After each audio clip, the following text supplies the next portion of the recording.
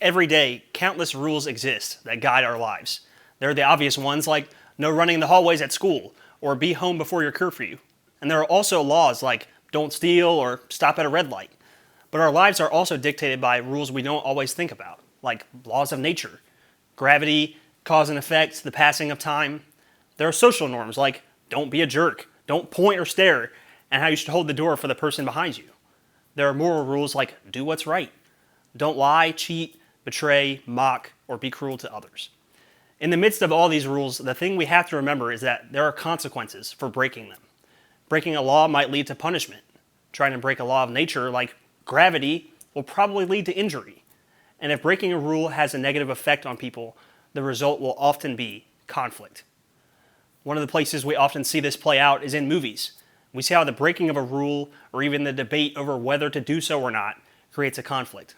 So let's take a look at one instance of this from the movie I Am Legend. The world of medicine has seen its share of miracle cures, from the polio vaccine to heart transplants, but all past achievements may pale in comparison to the work of Dr. Alice Crippen.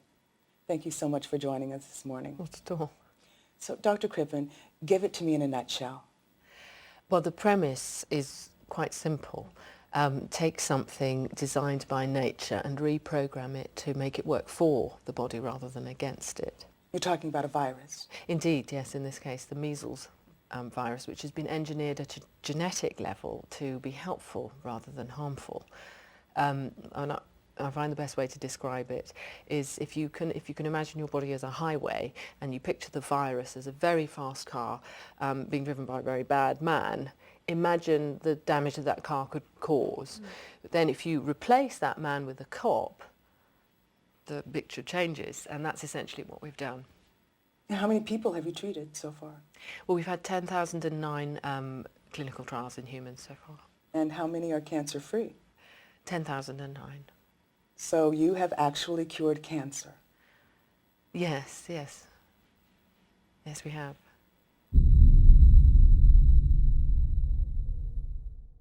In case you haven't seen this movie or you aren't following, allow me to explain. In an effort to find the cure for cancer, scientists re-engineered the measles virus into a vaccine. Despite their best intentions, this cure turns lethal. 90% of the world's population is killed. 9% turn into zombie-like creatures called dark seekers, and the remaining 1% is immune to the virus and become the prey of the dark seekers. The question the survivors asked themselves threads its way throughout the movie.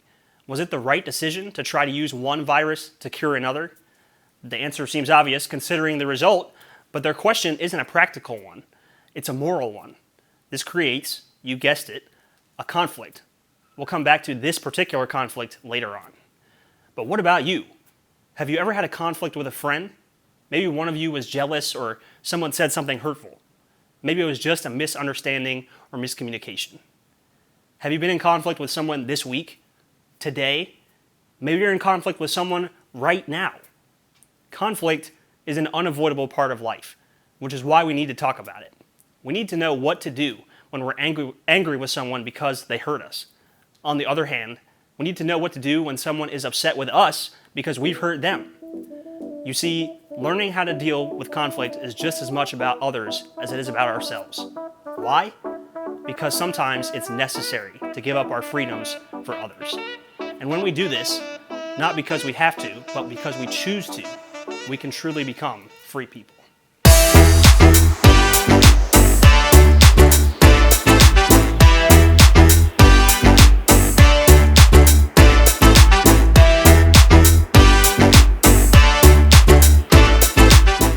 If you've been here for the last few weeks, then you know we've been talking about God's law. Today we're going to see how breaking God's law can lead to conflict with each other. When we talk about God's law, we're talking about the law of love, which combines two commands from Jesus: love God and love others. We've been talking about how to view rules, freedom, and authority with Jesus' law of love in mind. According to Jesus, as long as we're following this rule, we're following the rules that matter the most. So when we're in conflict with each other, it makes me wonder, is it because we've broken the law of love? Someone who tried to view things with the law of love in mind was James. If you've been with us throughout this series, you've heard a lot about James by now. But in case you haven't been here or you need a reminder, here are a few things you should know. James had a famous brother, a guy named Jesus. You might know him. Jesus Christ! James led a church in Jerusalem, and he wrote a book in the Bible that we now call James. He was an awesome leader in the church, but maybe not the most creative guy out there, and his mission was to help followers of Jesus learn how to love God and others. In his book, James has a few things to say about conflict. Let's take a look at the first few verses of chapter 4. What causes fights and quarrels among you? Don't they come from your desires that battle within you? You desire, but do not have, so you kill. You covet, but you cannot get what you want, so you quarrel and fight. You do not have because you do not ask God. When you ask, you do not receive, because you ask with wrong motives, that you may spend what you get on your pleasures. Let's take a second and ask, what's happening with the people James is talking to here? One thing that sticks out right away is that they've been fighting. This isn't really a surprise, right? People fight a lot. A few minutes ago, I asked you guys about a conflict that you've experienced. Some of you guys are still thinking about your conflict right now. Disagreeing with someone doesn't necessarily mean you're not being loving, but many of our conflicts happen because we haven't loved others like we love ourselves. Two things that often cause conflict are selfishness and jealousy. We want to get our way, be right, have what someone else has, or be the best, and those desires lead to conflict. But we can't love others and be jealous or selfish at the same time. Another truth that James reveals here might be hard to hear, but it's true. We scheme to get what we want. You and I may have never threatened or killed anyone to get our way, but we've probably come up with a good scheme or two in order to get what we want. But we can't love others while manipulating, making demands, or pressuring people to get what we want. The final point James makes is that our motives are often wrong. James reminds us that God doesn't honor selfish motives. If you're not getting what you want, even if you've been praying for it, maybe it's because you've been asking with selfish motives. Because we can't truly be loving while being self-serving. What James is describing is self-centered thinking. This is not what Jesus meant when he said to love God, love others as we love ourselves. We can't follow the law of love and be self-centered at the same time. What I'm about to tell you might sound strange considering what I've said up to this point, but here's the truth. You're free to do whatever you want.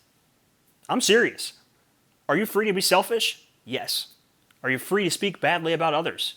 Yeah. Are you free to be judgmental? Sure. Are you free to be bitter, arrogant, cruel, resentful, impatient, unkind, or rude? Yes. You might think freedom means doing whatever you want, whenever you want. But Jesus told us that if we love him, then we'll follow his commands. And Jesus said, if you believe in me, you'll do what I say. So if we don't do what he says, it makes sense that there will be consequences. If you lived your life entirely for yourself, would you really be happy? Sure, you might be happy, but would you have any joy? Would you be able to be content when life gets difficult? You could gain a lot if you lived your life for yourself, and you could genuinely think that you're happy, but there would be a void in your life. Do you think you'd have meaningful relationships with others? You might think so, but chances are, if you lived your life only for yourself, you'd leave a lot of people that you could have had fulfilling relationships with behind. Would you have anyone in your life to lean on when the hard times arrive? Chances are, you wouldn't. Nothing you do will change God's love for you. But if you live your life solely for yourself, are you fulfilling Jesus' law of love? No. And the consequences of not doing that are huge.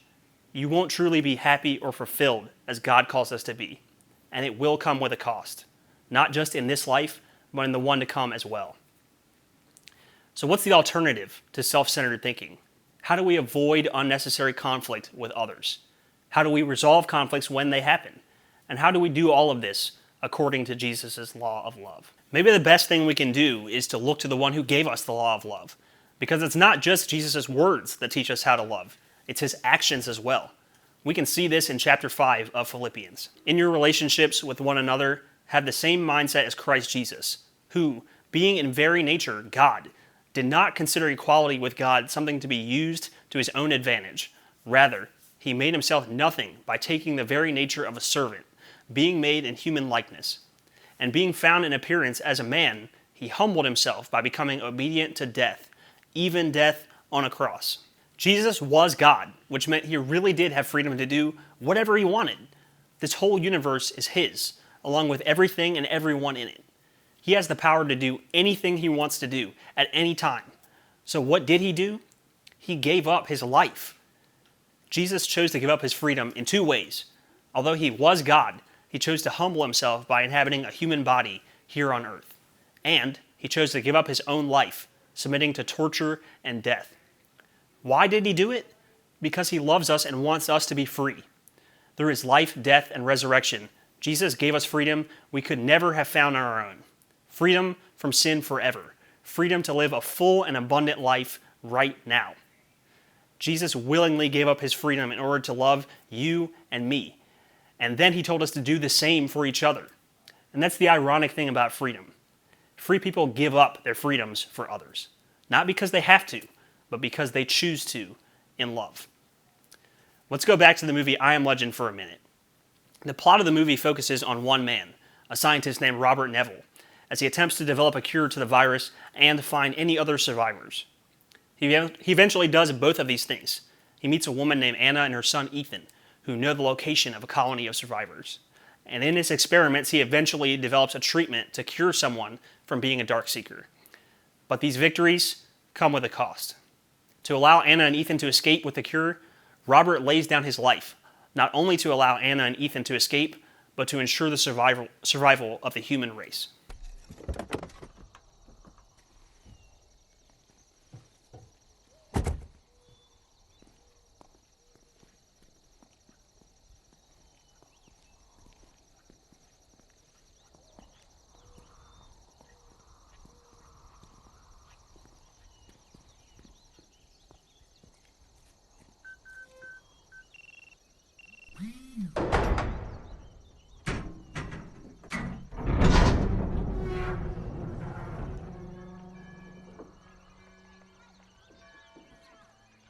In 2009, a deadly virus burned through our civilization, pushing humankind to the edge of extinction. Dr. Robert Neville dedicated his life to the discovery of a cure and the restoration of humanity. On September 9th, 2012, at approximately 8:49 p.m., he discovered that cure.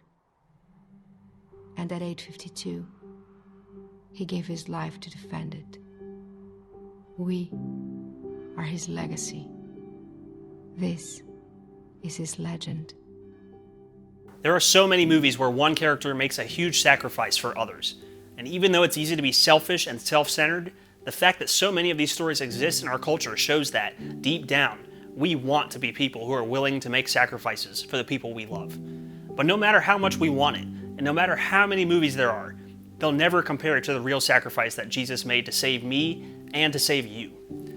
The truth is, true freedom is found when you love God and others first. You're free to be in charge of your own life and to live it without Jesus, but you'll find greater freedom when you let Him lead you. You're free to make yourself the center of your own universe at the expense of your relationship with others, but you'll find greater freedom when you give up your freedoms in order to love others.